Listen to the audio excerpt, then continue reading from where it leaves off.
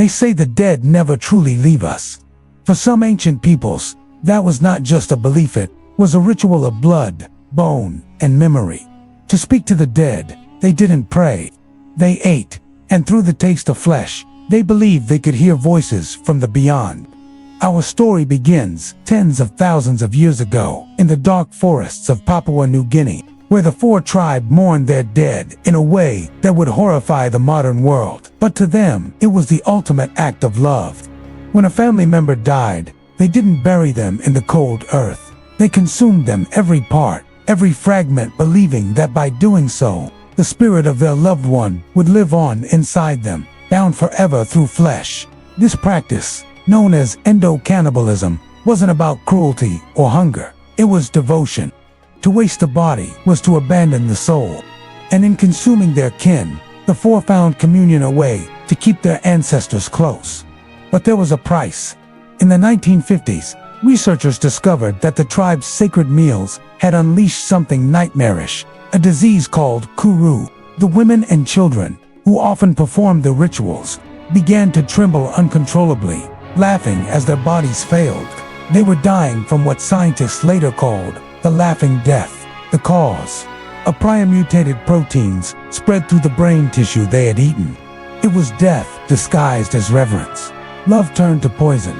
Yet this was not an isolated belief. Across time and continents, the idea that human flesh could bridge the gap between the living and the dead reappeared again and again, from the Wari of Brazil to the Aztecs of Mexico, from medieval necromancers to African warrior kings who devoured hearts to gain the strength of fallen foes.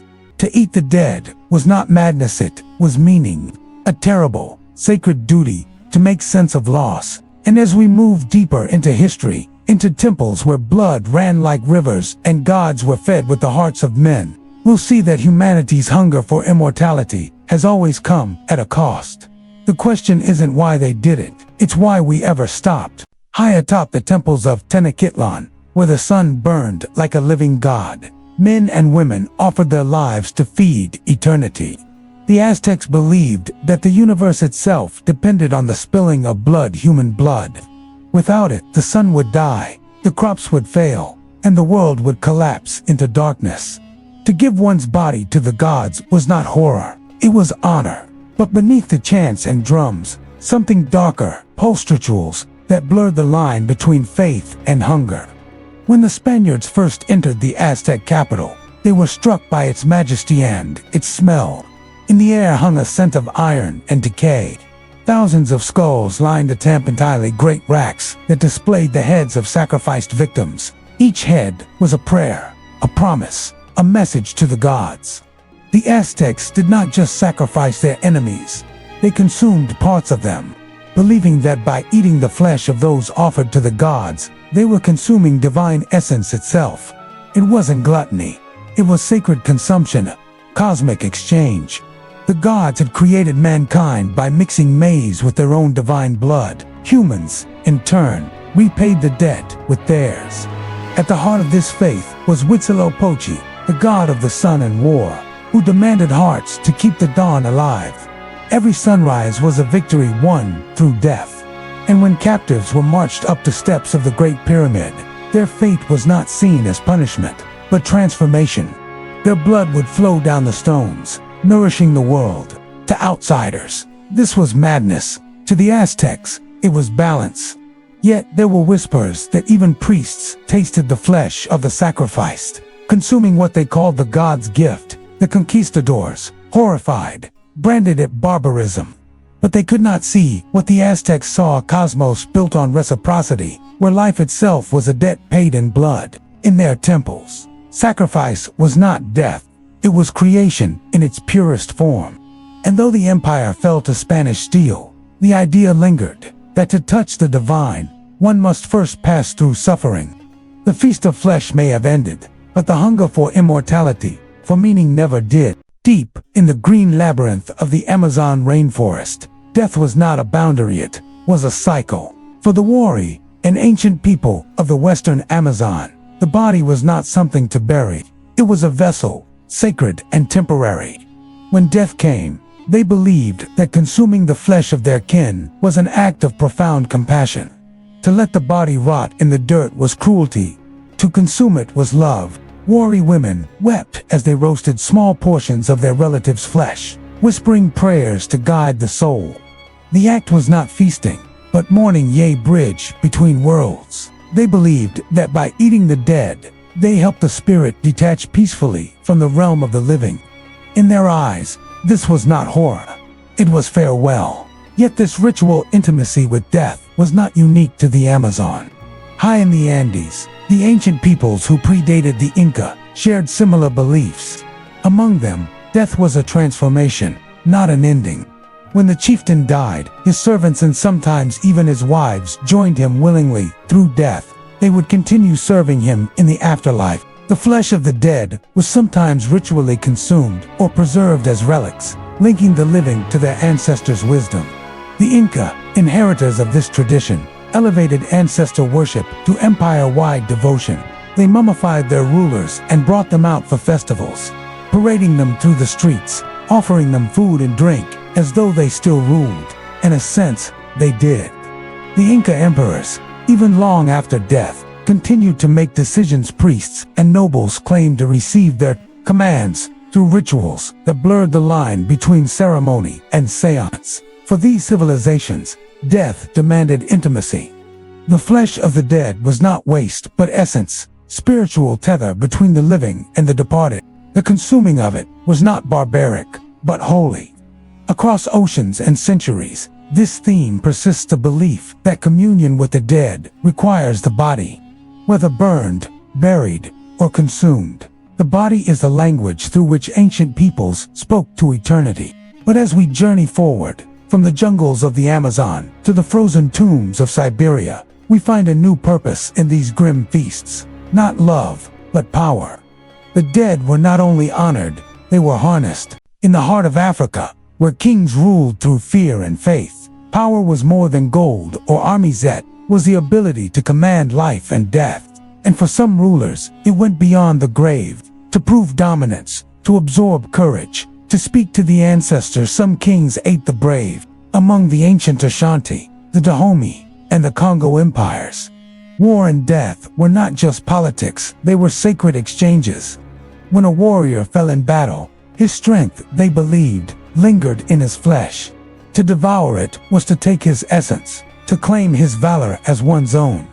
Kings drank blood from golden chalices, believing it connected them to the spirits that guarded their thrones. In Dahomey, the royal court performed elaborate ceremonies for those captured in war.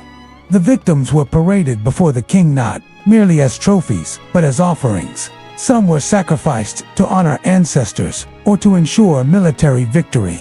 Others were consumed by elite soldiers who believed the act would infuse them with divine fury.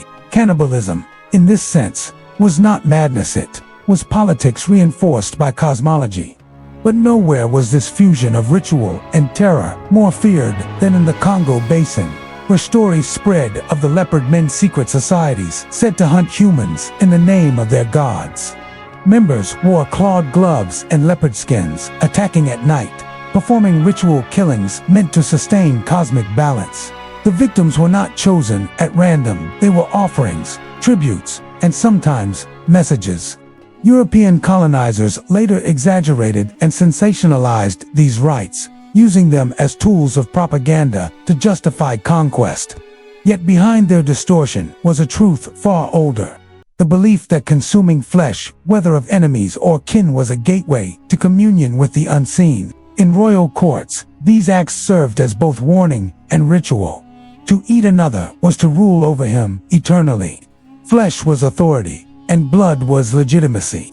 Even death could not unseat a king who fed upon the courage of others. As we move forward, we will travel from African palaces to the icy steppes of Siberia, where shamans too spoke with the dead through bone and blood. In every culture, the same haunting truth emerges. To control death, humanity first had to taste it. In the frozen silence of Siberia, where winter devours the sun and death feels close enough to touch, the line between the living and the dead was never firm. Here, Ancient shamans claimed that the body was not a barrier, was a bridge. And sometimes, that bridge was built from blood and bone, among the Iwinki Chukchi and other Arctic peoples.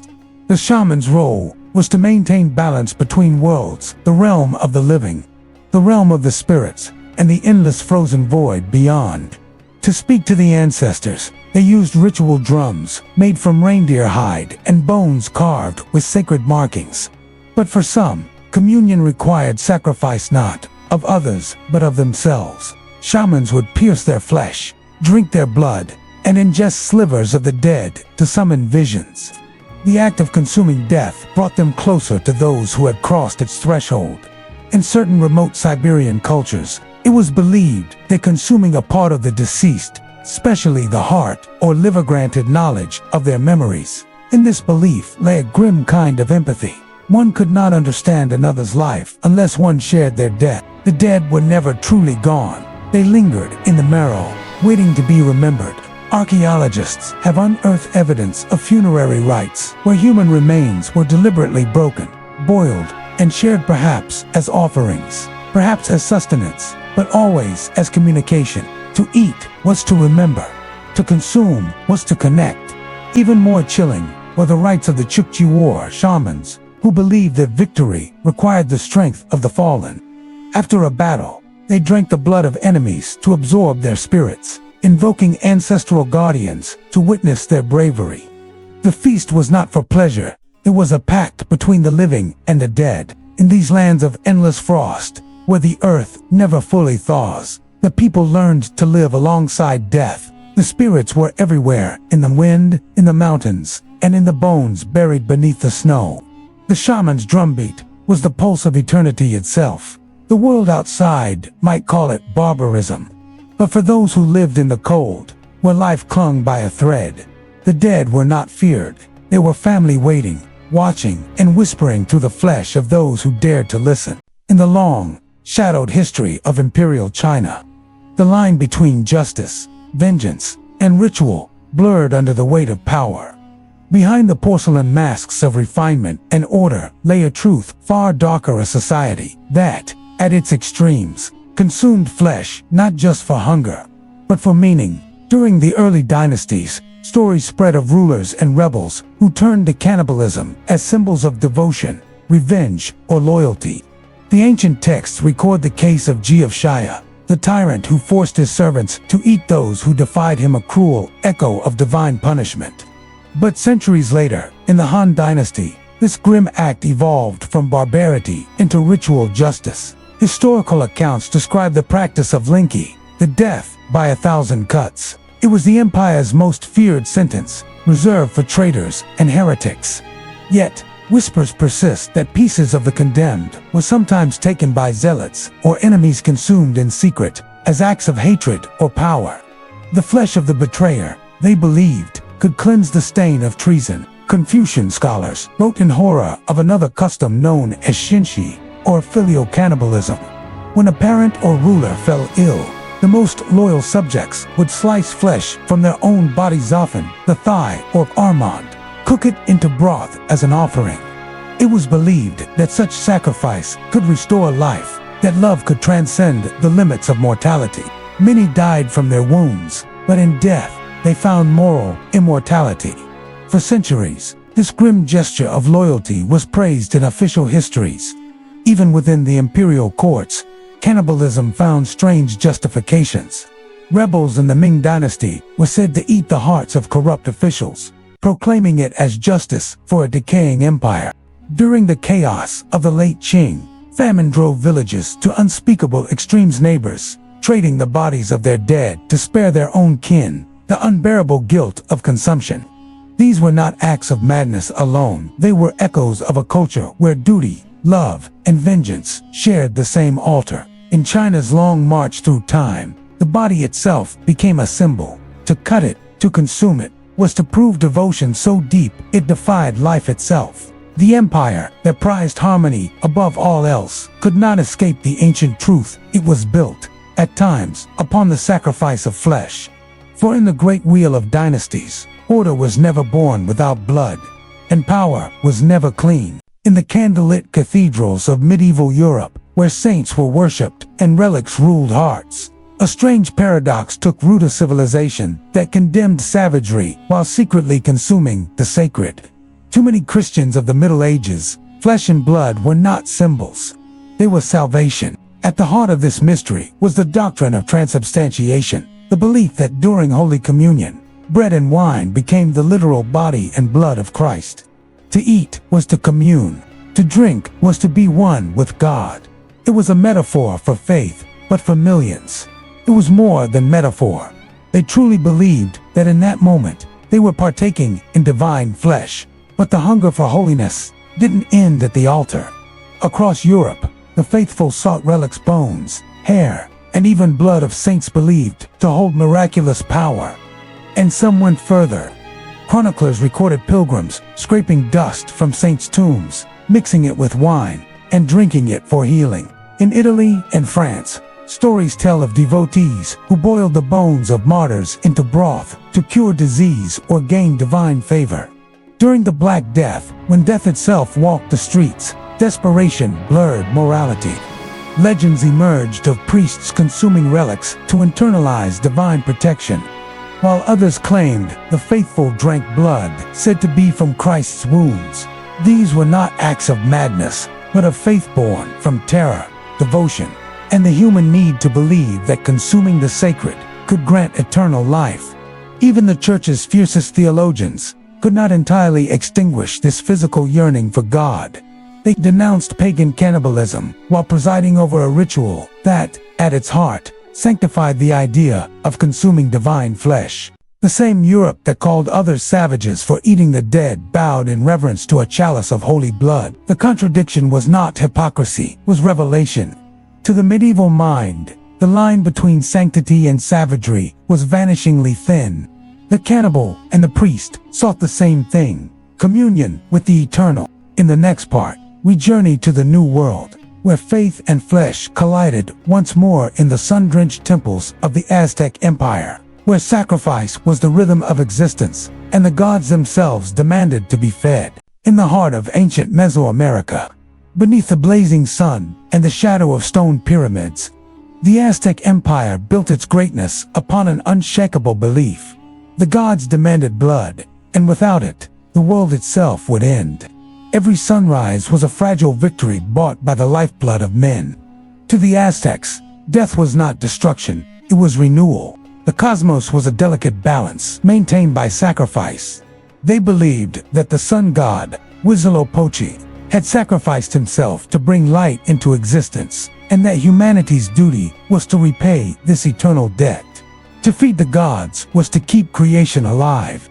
The rituals of sacrifice were not born from cruelty, but devotion. Prisoners of war called flowers were captured not for conquest, but for offering.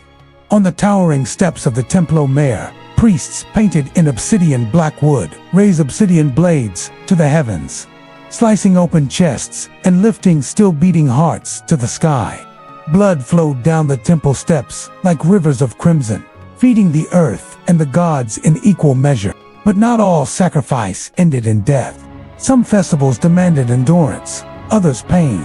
In the Tlaxcatl festival, a young man chosen to represent Tezcatlipoca, god of fate and night, was treated as a living deity for a year. He was given fine clothes, music, and wives, adored as divine.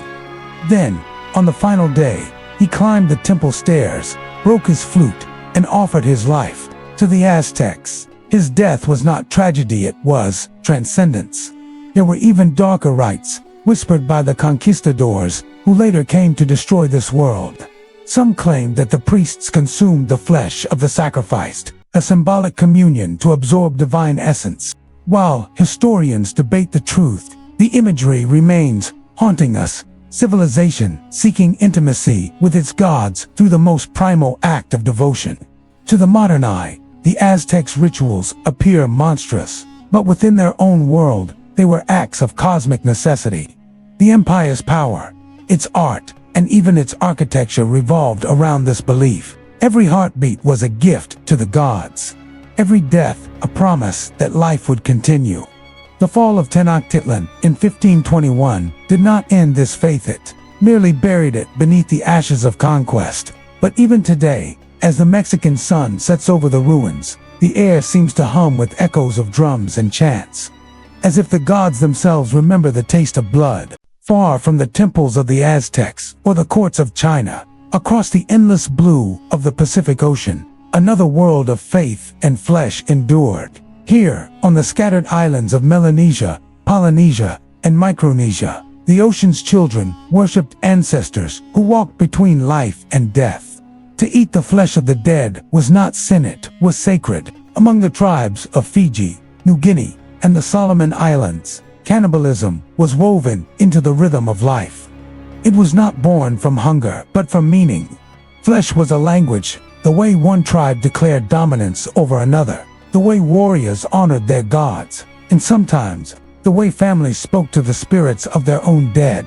The act of consumption bridged the mortal and the divine. Missionaries, who arrived in the 19th century, recoiled in horror at what they saw. To them, the Pacific was paradise, corrupted, a garden defiled by blood. But to the islanders, those same rituals sustained the balance of the cosmos. In parts of Papua New Guinea, elders whispered that by consuming the heart of a fallen enemy, one absorbed not his body, but his courage, his mana, his spiritual power. To eat the flesh of a loved one was to keep them near, to make their strength one's own. The most misunderstood of these rites was Indo-cannibalism, the ritual eating of kin. When a beloved relative died, some tribes cremated the body, mixed the ashes into bananas or soups, and consumed them in reverence. This was no act of horror, but of grief, a way to prevent the spirit from wandering alone in the forest of the dead. To eat was to remember. The arrival of European colonizers shattered this spiritual world. Missionaries outlawed the rituals. Soldiers punished the participants. But the old ways did not vanish overnight. Deep within the highlands and remote islands, whispers persisted of hidden ceremonies, performed not for power, but for remembrance. The colonizers called them savages. But in truth, these last cannibals were philosophers of mortality. They saw the human body not as a vessel to be buried and forgotten, but as the final bridge between life and eternity. In their eyes, to consume was not to desecrate, it was to love. Even now, in the remote jungles of Papua and the mountains of the Pacific, the memory lingers. To the living descendants of those tribes, the flesh of the dead still holds a story, a reminder that to be human is to seek meaning in death, and to find the sacred even in the unspeakable. By the dawn of the modern age, the age of flesh was ending. The empires of Europe had mapped nearly every coast. Missionaries had burned the last pagan idols, and the rituals that once bound flesh to faith faded into legend. Yet beneath the surface of civilization, the hunger lingered not for blood, but for meaning. In the 17th and 18th centuries, cannibalism was recast as the ultimate mark of savagery. Philosophers and explorers wrote of civilized man rising above such horrors. But the irony was profound. In Europe's own apothecaries, powdered human skull and mummified flesh were still sold as medicine. Mumia ground from Egyptian mummies was prescribed for bleeding and bruises. The bodies of executed criminals were dissected, their fat rendered into salves, even as they condemned the savage. Europeans quietly consumed the dead. Science soon replaced superstition, yet it inherited the same fascination with mortality. The Enlightenment sought to dissect death, to understand the soul by studying the corpse. Cannibalism, once a ritual, became metaphor, absorbing the wisdom of the dead through knowledge rather than flesh. The act of consumption was sublimated into study, the altar replaced by the laboratory table. By the 19th century, anthropology turned the lens back toward those who still practiced what the West had forgotten. The last documented ritual, cannibal acts, in Papua and the Congo, horrified Victorian readers. Yet even as they recoiled, they watched with fascination. The civilized world's obsession with the cannibal other revealed an uncomfortable truth. Humanity could not look away from its own reflection. In the 20th century, war revived the old specter. In sieges, famines, and death camps, humans once again consumed one another, not for gods, not for ritual, but for survival. The thin line between sanctity and savagery, so carefully drawn by modernity, vanished under the pressures of desperation. Cannibalism had not died. It had merely changed its name, and so the story came full circle. The first humans ate the dead to keep them close. The last did so to stay alive. Across millennia, the act carried the same essence, the defiance of mortality, a refusal to let the body yield to oblivion. Whether dressed in ritual or desperation, the meaning remained. To eat is to remember. Today, as science masters the mapping of genes and the growing of organs, the ancient dream of consuming to transcend death lives on in another form. We clone, we transplant, we preserve. We seek eternity in flesh once more, just as our ancestors did around the firelight. They ate people to talk. To the dead is not a tale of horror, but of humanity, an endless, desperate, beautiful struggle to bridge the gap between the living and the lost. The gods have fallen silent, the altars are gone, but the hunger remains. For in every age, in every ritual, in every act of remembrance, we are still speaking to the dead.